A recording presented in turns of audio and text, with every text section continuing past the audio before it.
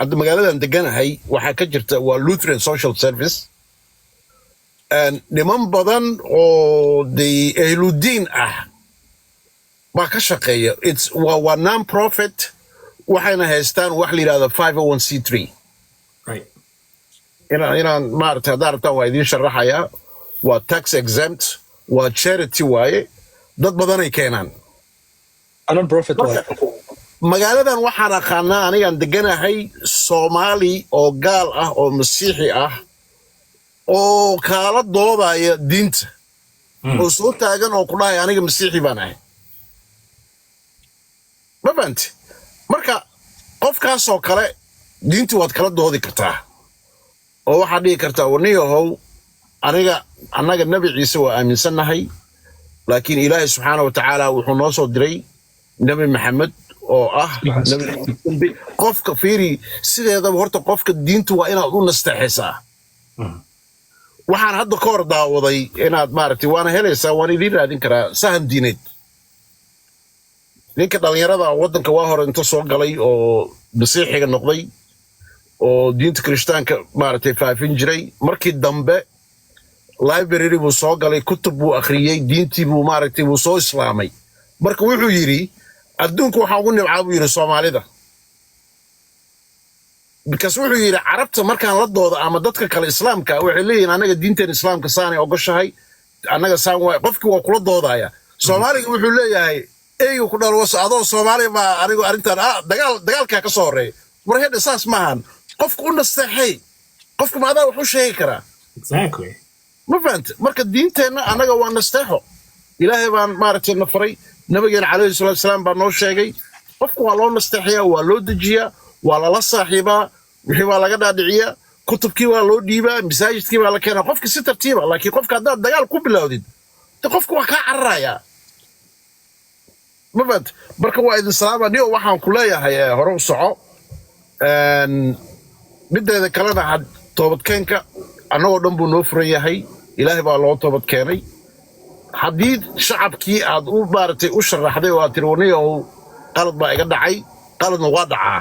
muxuu u dhacay fiiri Soomaalida waxaa tiraahdaa war waxaan muxuu u dhacay lama yiraahdo maxaan ku xalinaa mugti marka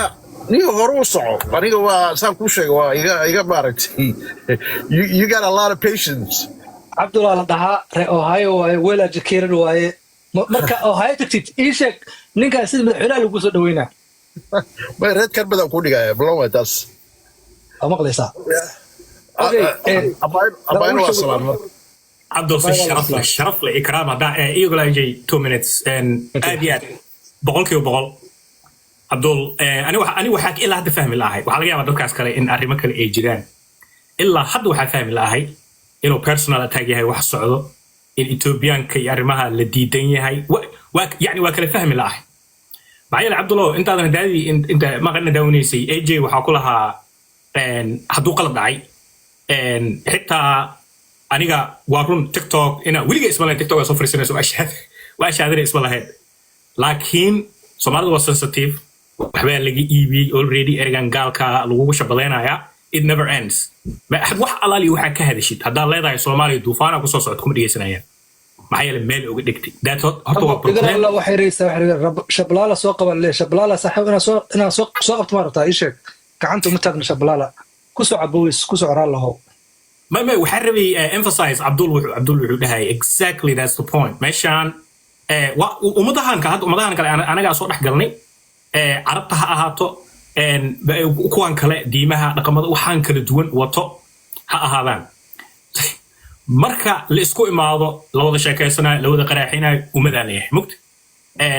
صومالي ميلو أسوي إمان أنا يقول بها أنت جوبي وحياه ورد عاجزتو أيجي إنا أكتاو ملينا باديها مين right next to the ocean horta guri ka gatay news Abdullah iyo AJ inta kale meesha ku jirto Salma Soomaalidii waa isku dhacnaa jirto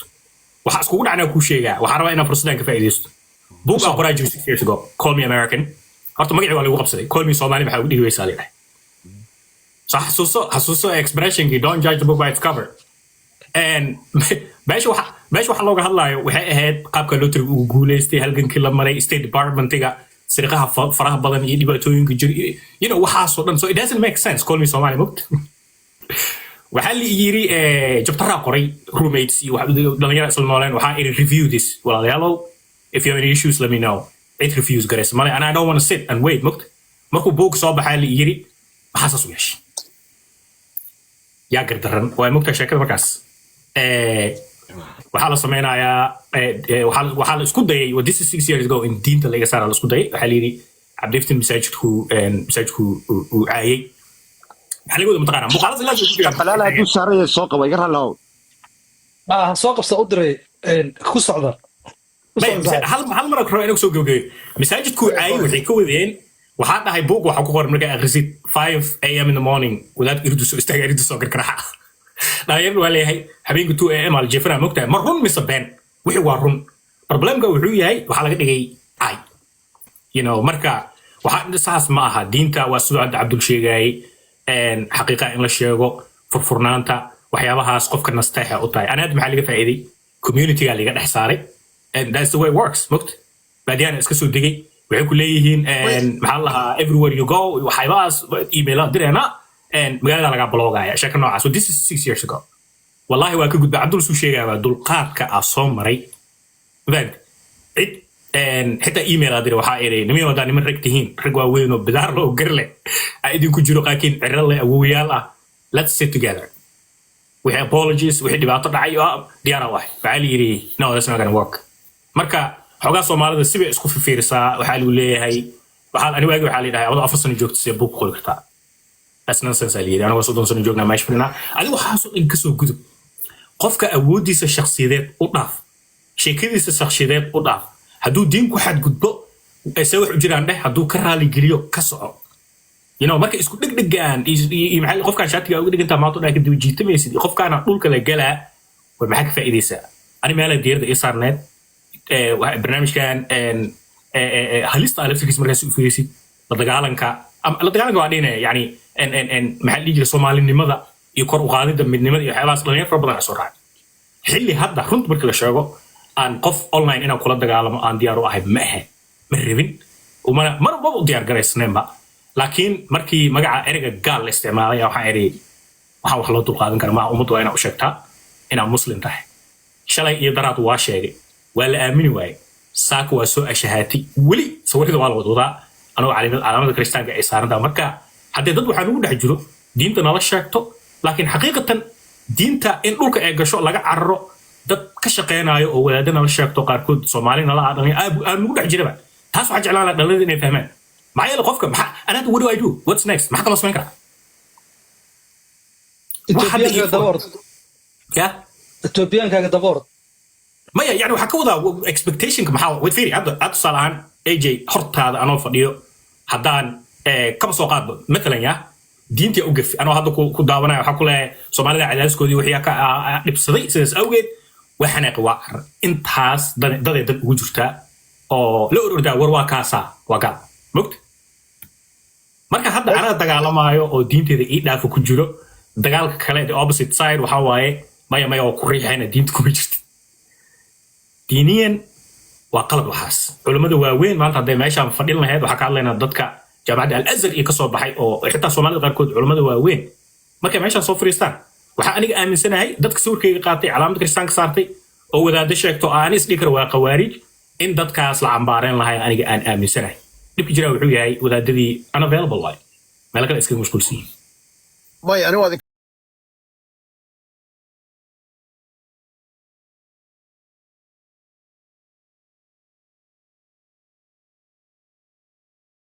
marka waa arrin aad maaragtay aniga niyo waxaan aad u jeclahay sheekh Khalid Yaasiin waxaan jeclahay AJ isku magaalada joogtana u malaynaya waa nin AJ noo soo qabo wadaadkaas waa nin African American ah intuu qof ninkaas soo muslimiyey diinta islaamka ninka uu ku soo hagaajiyey it's unbelievable nimanka hadda islaamka ninka uu ku soo hagaajiyey it's unbelievable maanta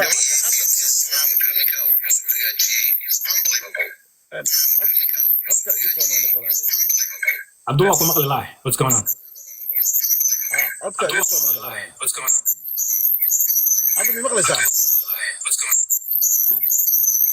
I think Somali cowboy inuu mood galo waay mood gal walaal browe balan aragne Yeah. cowboy inuu mood galo waay mood gal walaal browe balan aragne cowboy inuu mood galo waay mood gal walaal browe balan aragne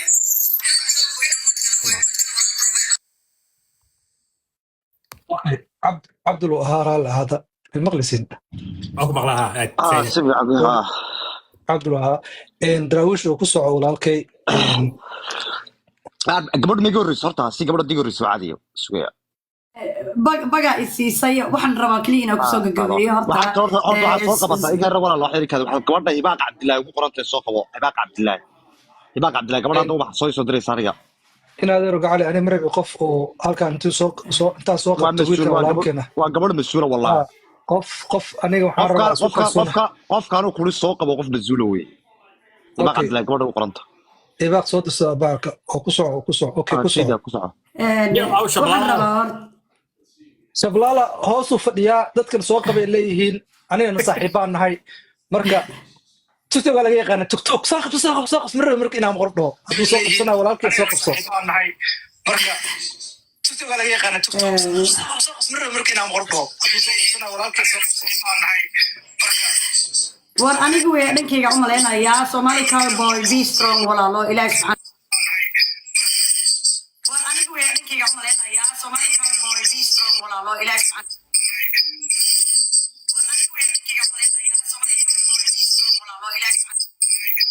الله فهم له اوكي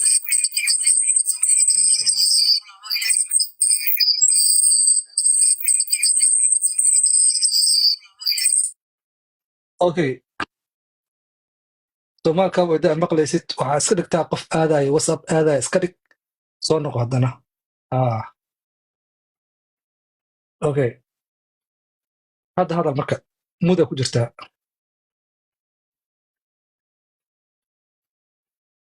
hada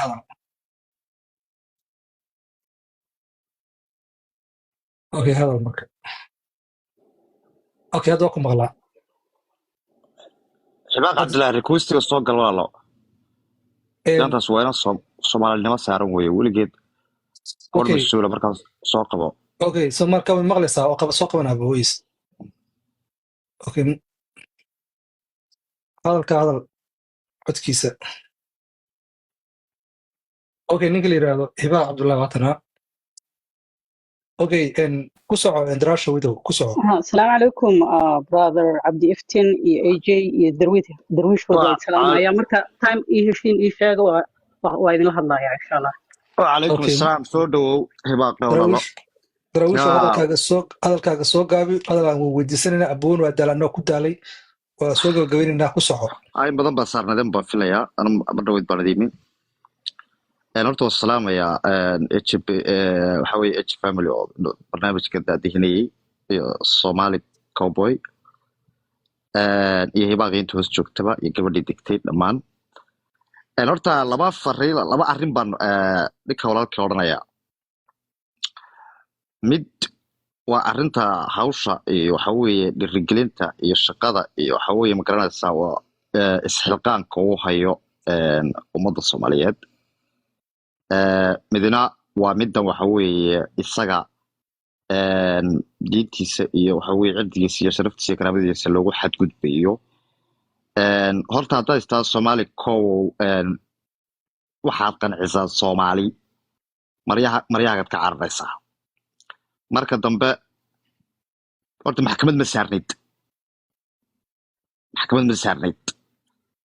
qof amaana diin kumaba sheegi karaba qof amaa diin kaalamaba hadli karaba wixii aad khalado iyo wixii aad saxdo haddaad dembi gasho iyo haddii aadan dembi gelin mudyar galaha iyo haddaadan dembi gelin iyo haddaad saxan tahay iyo haddaad khaldan tahay intaba adiga iyo ilaahay ba idin taallaa qof maxkamadku intuu ku soo taagay ku saarayna ma jirto haddaad xitaa mar kalead qanciso maahayn haddaabaad mar qancisay oo laba qancisay horta mar dambe halkaa kaga hadha waxaa lagaa jeedinayaa yoolkaagii iyo hadafkaagii baa lagaa jeedinayaa haddaad istaa Soomaali qanci marka dambe waxay kugu kaliifayaan inay ku dhahaan timaha saa u soo jaratay waa khalad shaarkaad xidhan tahay waa khalad waxa weeye taleefonkaad ka soo gashay kaamiradiisu way khaldan tahay marka dambe halkaasay kula boodayaan arrinta diinta horta bartaa kaga hadla arrinta diinta bartaa kaga hadla ta waxaa soo hadhay shaqada guud ee aad u hayso ummadda soomaaliyeed waxaan malanaya AJ family hadda waan wada joognaa wiig ka hor mismaynaan ogeyn inaan ku lahaa war AJ family oo barnaamijka aan qabanno dalka waa lagu soo duulay in dhalinyarta soomaaliyeed aynu ku baraarujino in dalka la difaacdo AJ Soomaaliya صح AJ family wallah ku lahaa wiig ka hor barnaamijyadana waa la socdaa 120 milyan oo Ethiopian maanta cadow ku ah Soomaaliduna waxay ka dhex oranaysaa waxa gudahooda ah halka aad taagan tahay iyo halka ka dagaalamayso iyo qodobka aad waxa weeye xuquuqdooda iyo xaqooda iyo baraarujinta dalkooda ma arkaan mid qabiil buu ka dhex arkaya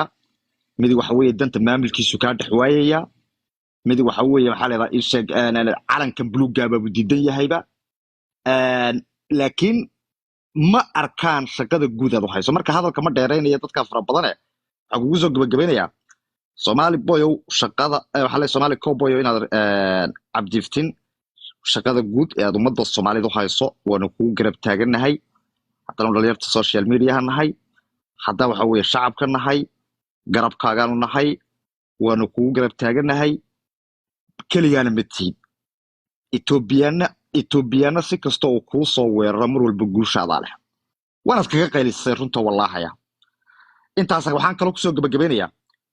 بالله عليكم قف إسلام تهي حوي إسلام نملا سنة إلى أدقي إلهي بيدك دحيسا محكمة مسارنيد مردم بالصومالي هيسكو دين تهذي لكو قنعيسو اوكي waxay risaa intaan siinin in Somali Cowboy adaa heestan kugu maaratay kugu wanqalnay maal dhahay dhageyso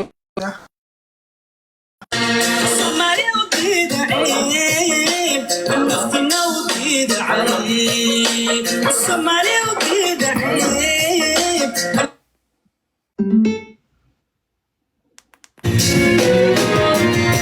أنا طبيعتي سا معنا داد كو دحقدو كل كنا